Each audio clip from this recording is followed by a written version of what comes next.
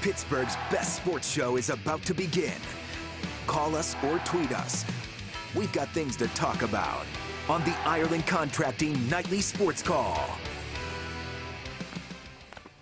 All right, thanks a lot, Ken, and thank you for tuning into the Ireland Contracting Nightly Sports Call. I'm Rich Walsh, joined by Paul Zeise tonight, and you can give us a call. 412-575-2600 is the number. I'm at Richie Walsh. He's at Paul Zeise, and we'll talk about anything you want to. Steelers, T.J. Watt looks like he's going to play.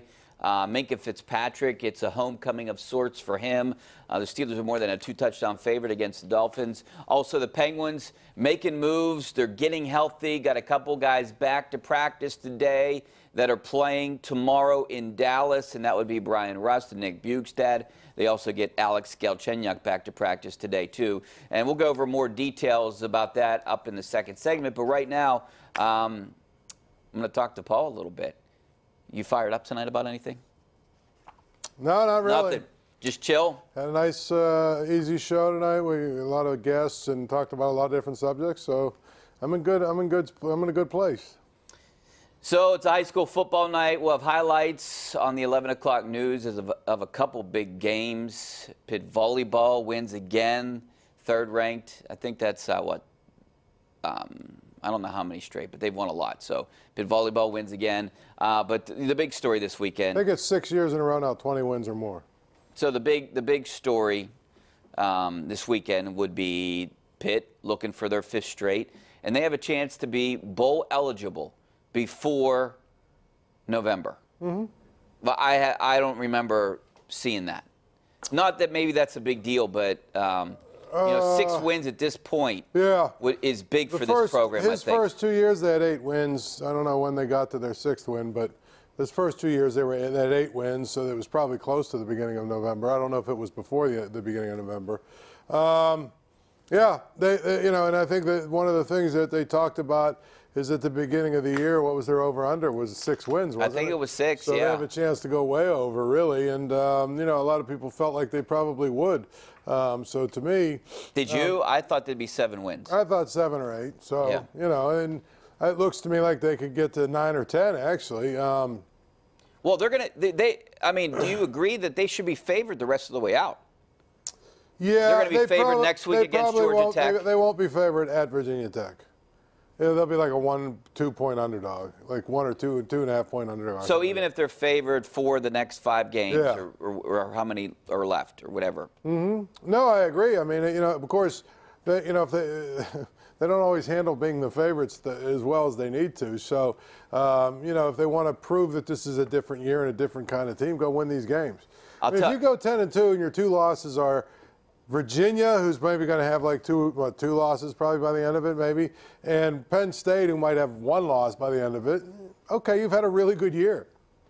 Yeah, I agree. And when I'm looking at these next 5 games for the Panthers, the one game that really stands out, the one game that worries me the most is tomorrow at noon. And I just think because Miami's up and down, they're a talented team. They've come in here before. And it seems like they're, other than 2 years ago when Pitt knocked them off, I just think this is a team that always gives the Panthers problems. Yeah, but they've got real issues at quarterback. I mean, they've got the kid they announced his plan. I forget who it was, but he's all banged up. You know, he's been in and out of the lineup. The other guy that transferred in is sick, so he isn't going to be there. They've got a lot of issues. And I just feel like Pitt's better. They should win. There's a couple of games that should scare you. The North Carolina game, they haven't beaten North Carolina. One that scares That's me a game. And you know what? That at Virginia Tech game, that's a game that I know everybody thinks that Pitt's going to go down there and win. Virginia Tech's not very good, but they're not bad down there.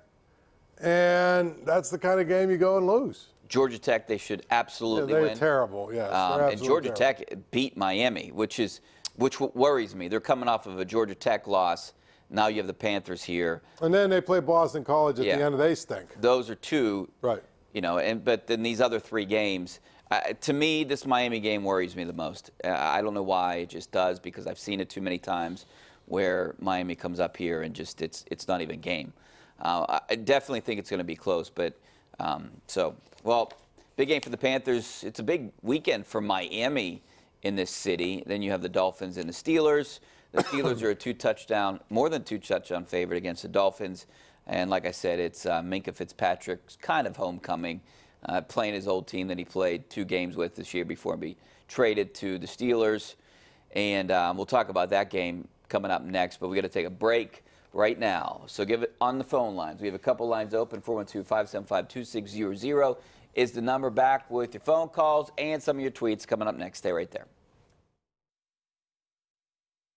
The Ireland Contracting Nightly Sports Call is brought to you by Ireland Contracting, celebrating 25 years as Pittsburgh's #1 home exterior expert in roofing, siding, windows, and gutters, where honesty and integrity still matter.